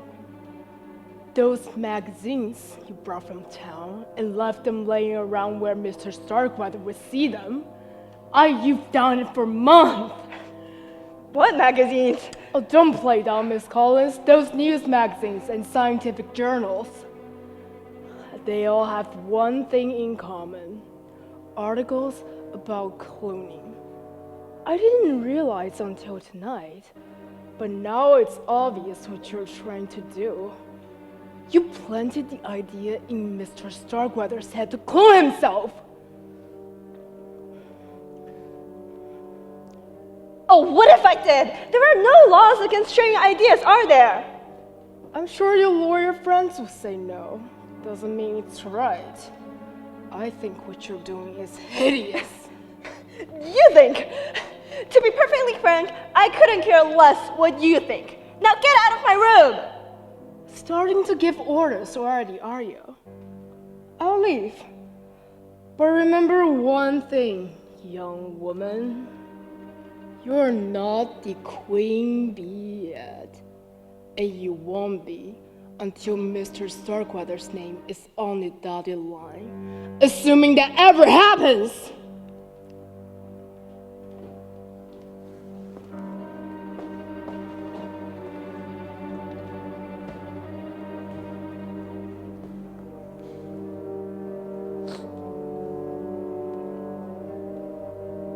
Kathy told me about Mrs. Trent's accusations, how she schemed up this whole cloning idea, even possibly with my help.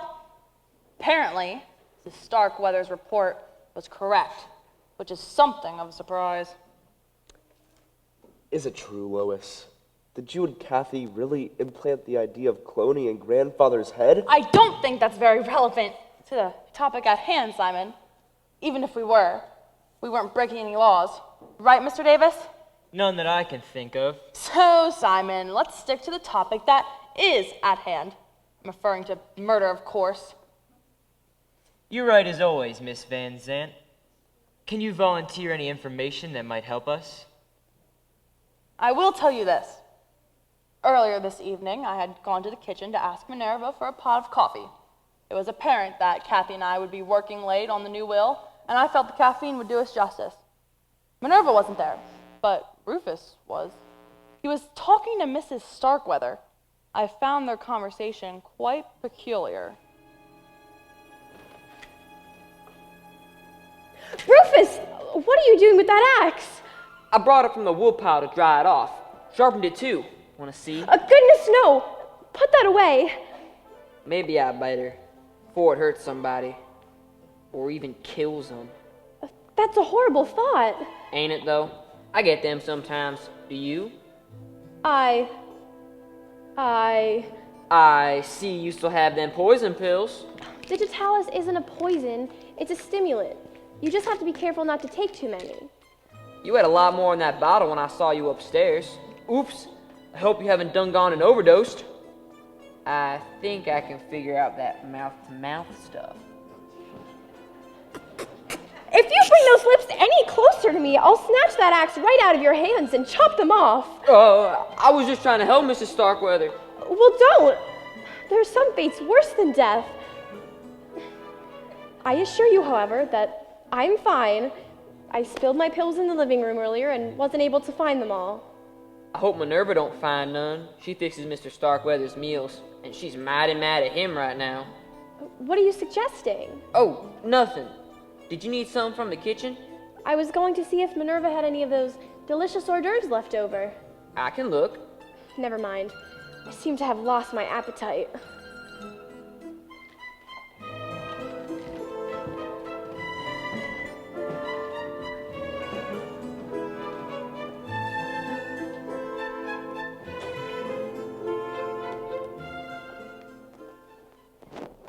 Mr. Starkweather's meals?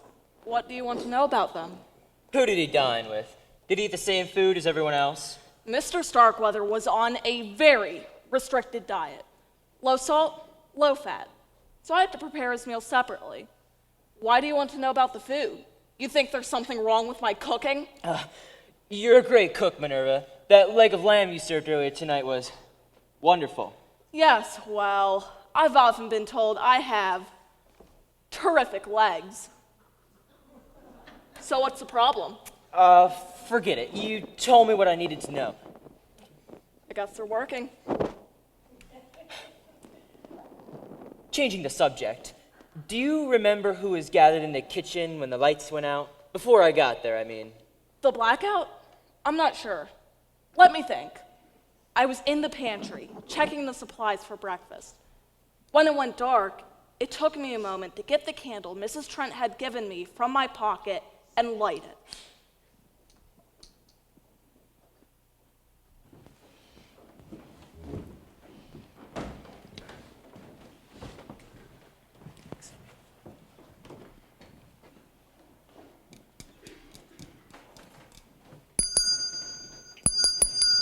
Minerva? Nancy? Is everyone all right? I'm here, and I'm fine. I was out back when the lights went out. I was in my room when everything went dark. What happened? Bensonhurst forgot to pay the lighting bill. Keep that up and don't forget to pay your wages. What in blazes is going on? Apparently the storm knocked the electricity out. My candles did come in handy, you see.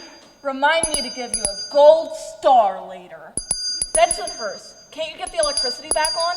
That's exactly what I came to find out. Mr. Bensonhurst? The circuit breaker is right over here. I hope they hurry. I don't like the dark. That quick enough for you? I'll get back to my chore. What did he come inside for? That idiot tracked water all over my clean floor. Why Mr. Starkweather doesn't fire him, I'll never know.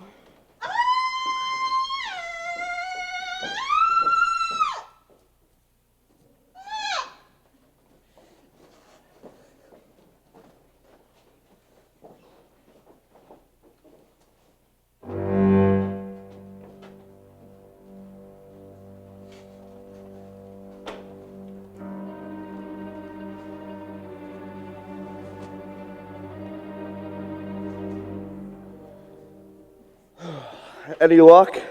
Yeah, it was there all right. It should be enough to pinpoint our murderer, but I wish I had more. It could take weeks to get the results. If the will is probated by then and the killer gets his or her inheritance, they could be gone for good. You can buy a new identity easily enough for $1 million or more. There must be some way I can nab the guilty party tonight. I was hoping we'd learn more from questioning the suspects. Me too. They were so busy trying to make each other look guilty, they didn't reveal much about themselves. Sometimes the slightest... Simon, on the floor. What? I think it's... Yes. What they were doing was so insignificant I barely noticed at the time. Simon, I know who killed your grandfather. Who? I'll tell everyone once we're gathered in here and I've got all the evidence together. Quick, go upstairs and tell Bensonhurst I need to see everyone in here immediately. Yes, sir. Minerva sent me to see... Forget that. Go upstairs and tell everyone to come down here on the double. Yes, sir. I don't think the police chief will mind if I use a sandwich bag to gather evidence. I don't think he'll mind at all. Yeah, he's fine. What's going on? Gonna I tell got us. called in. Sure. Oh my goodness, what are they talking about? Excited this again? too. Oh my goodness. Talk. Nothing Estimate ever comes to law. happens. What are we doing now? Come in, everyone. Hello. Please take your seats. It's very early, Mr. Davis. Or very late, depending on how you look at it. If nobody will ask, I will. Why did you call us together at this hour? It's been a long night, hasn't it? I'm sure you're all very tired. I know I am. But I figured you all might rest easier knowing who killed Simon Starkweather. Ooh. You mean you've discovered who killed Great Uncle Simon? I believe I have, as I'm going to show you in the next few minutes. Wow, I'm amazed, Mike. How did you figure it out? First, I had to find the answer to a question that had been bothering me from the beginning. It would have been so easy to make it seem that Mr. Starkweather had died of natural causes, a suggestion Jordan Starkweather made to Miss Withers. For example, Mrs. Starkweather or her son could have given him some of her digitalis in order to trigger a heart attack. So could several others among you who knew she had them and had left some on the floor of this room, no doubt when she spilled them earlier tonight. Miss Withers could have achieved the same effect by inserting an air bubble into his bloodstream using a hypodermic needle. Again, any of you could have stolen a needle from her office and done the same thing. Also, it's highly probable that some of you considered frightening the old man to death.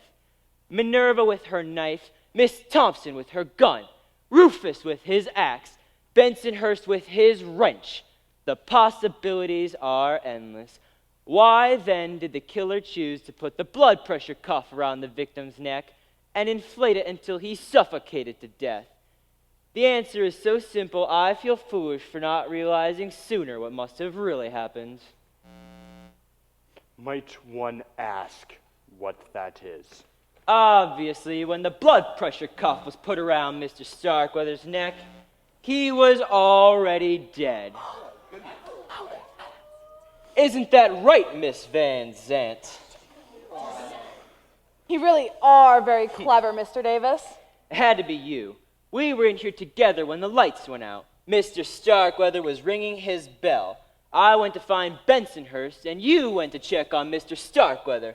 The murderer must have killed the man and slipped into Miss Withers' room. And then you must have discovered the body. That's what I had figured, too. But why would you put the cuff around his neck? Well, as our able detective here has surmised, the murderer made it appear that Mr. Starkweather had a heart attack. Death seemed to have been indeed due to natural causes. There was no doubt in my mind, however, that someone in this house did kill him. I knew that under the circumstances, the coroner would not perform an autopsy, nor would the police conduct an investigation. And I was not about to let my employer's murderer get away scot-free. I noticed the blood pressure cuff sitting on his bed. So I picked it up, wrapped it around his neck, and inflated it to maximum capacity before wheeling him into this room. Your plan has worked. The one would question the fact that Mr. Starkweather was murdered. So young Simon hired Mr. Davis to find the killer. Which I have. That was very naughty of you, Miss Van Zant. For a time, your little ploy distracted me from the main question. Instead of asking myself, who did it, I was too busy asking myself, why did they do it that way? Once I saw that part of the puzzle, the rest came easier. If you have discovered who the murderer is, Mr. Davis, the ends seem to have justified the means. I'm sure the police will agree, and might even overlook the fact that you're guilty of tampering with evidence at a crime scene. If so, I'm on very good terms with the local judges. Wait a second. How do we not know that she didn't kill him herself? There's no motive. Oh, yeah. Now, don't keep us in suspense, Mike. Tell us who did kill Mr. Starkweather. I'll do better than that. I'll show you. Oh. Bear with me. What? I'm sure you all still have the candles Mrs. Trent distributed earlier. Take them out and light them, please. Oh, how nice. Very Christmassy. When I examined Mr. Starkweather's body, I noticed what I first thought were a few drops of blood on his bathrobe. Upon closer inspection, they turned out to be a different substance entirely. I forgot about them for the moment. When I was interrogating you each individually, I noticed one of you scraping one thumbnail against the other. At the time, I took it for a nervous gesture. I guess you could say it was nerve triggered by guilt, as it turned out. I didn't realize the significance of the gesture until I recalled Minerva's testimony. She reminded me of all of those of you who gathered in the kitchen with candles when the lights went out. A few moments ago, I discovered these on the floor, and I had the link I needed to identify our murderer. Thin scrapings of red tallow. Tallow from the killer's thumbnail. Tallow which matched the red drops on Mr. Starkweather's body. Tallow from the red candle the murderer was holding when she killed Simon Starkweather. Tallow from the one red candle among you, which you are holding, Nancy Pollard! Oh, you little... There might have been other red candles. There aren't. I remember taking them down after Christmas that we have to buy more red ones next year. Is that the only evidence you have to offer the police? This candle? No, Nancy. I have better proof than that. I just examined Mr. Starkweather's body. As I was moving about the room a few moments ago, I glanced at everybody's hands, and I noticed there are several very thin scratches on your wrist, caused by Mr. Starkweather, no doubt, as he struggled for his life. I'll bet my reputation these skin samples I was able to scrape from underneath his fingernails came from you. It should be easy enough to prove. I've met quite a few specialists on DNA in the past 6 months. Bravo, Mr. Davis. Well? I don't suppose you consider cloning those scrapings and putting the Numi in prison, would you? I didn't think so. Well, Miss Van Zant, I guess my biggest mistake was trying to cross a lawyer. I might have caused you to lose access to Mr. Starkweather's billions, but you've definitely got your revenge. Why don't you tell us what happened? Might as well. You figured out the main details anyway. I was furious with Mr. Starkweather for building up our hopes, especially Jordan's, and dashing them to the ground. I thought a man that cruel didn't deserve to live. I listened at his door to the hallway and slipped in when I was sure he was alone. He was sitting there in his wheelchair, still awake. I went to him, grabbed both arms of the wheelchair, and leaned right down into his face. I told him what I thought he was planning to do was monstrous. I told him he didn't deserve to live. I told him I was going to kill him. Then he reached for his throat. He was terrified.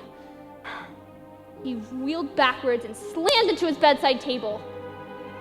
The impact sent the reading lamp crashing to the ground and a pitcher of water on top of it. When the water hit the lamp, it short-circuited and blew the circuit breaker. So you didn't cause the blackout deliberately? No, it nearly ruined everything, but I had the candle and matches in my pocket. I managed to light the candle with one hand while I grabbed the mask off his chair with the other. I clamped the mask down hard over his nose and mouth. He couldn't breathe. Of course. He made a feeble attempt to fight back with one hand while he rang that bell with the other, but all I could manage was to leave a few insignificant scratches on his wrist, as you noticed. That caused me to spill those drops of candle wax on his robe. I wasn't sure if he died of suffocation or a heart attack, but it was all over in seconds. I guess the old man wasn't able to do much, but it was enough to pin his murder on me. And then? I blew out the candle, put it back in my pocket, and put the oxygen mask back on the chair. I slipped into the connecting door to Miss Withers' room. Her back was to me, and she was just managing to find her candle and lighting it. So I grabbed a brass candlestick off her bureau and struck her with it. She fell to the floor, and her candle went out. I guess this was when you were busy turning my apparent natural death into an apparent murder, Miss Van Zant. I slipped out into the hallway. A few moments later, Miss Collins screamed and joined the rest of you as you ran here. Then you must have been just as shocked as everyone else to see the blood pressure cuff around Mr. Starkweather's neck. Yeah, I was, but what could I do? It was easy to guess what Miss Van Zant had pulled. I would have loved to kill you too for ruining everything, but I didn't dare try, of course, until now. Don't anybody move! Easy. You don't want to do anything you might regret. It's too late for that advice, Mr. Davis. Get up, you're coming with me. And where would we go? The bridge is still washed out. I know where the fallen tree is that Simon mentioned. Simon threw your car keys on the table. You'll never get away. I think I might. It's a long drive from here. The phone lines are still out, and your cars are parked on this side of the street. It will take you hours to get to town and notify the police. I'll be long gone by then. What about me?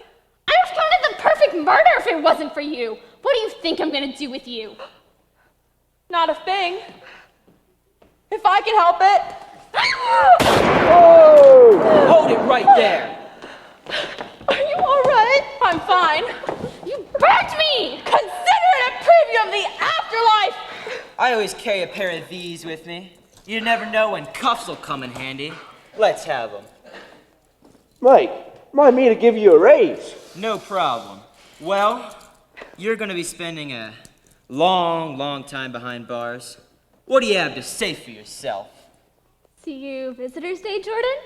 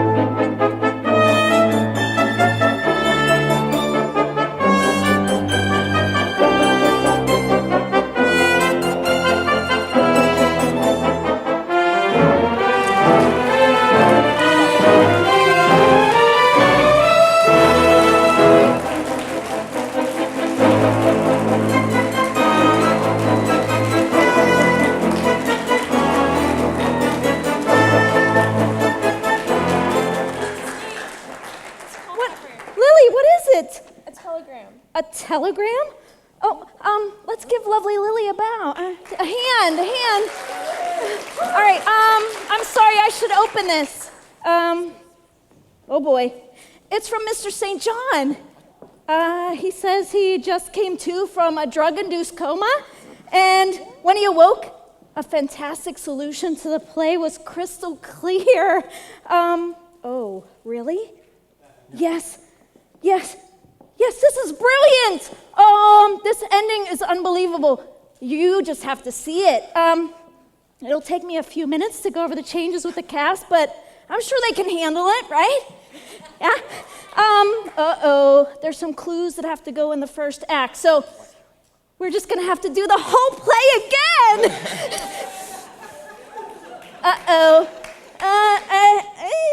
I never would have thought of that.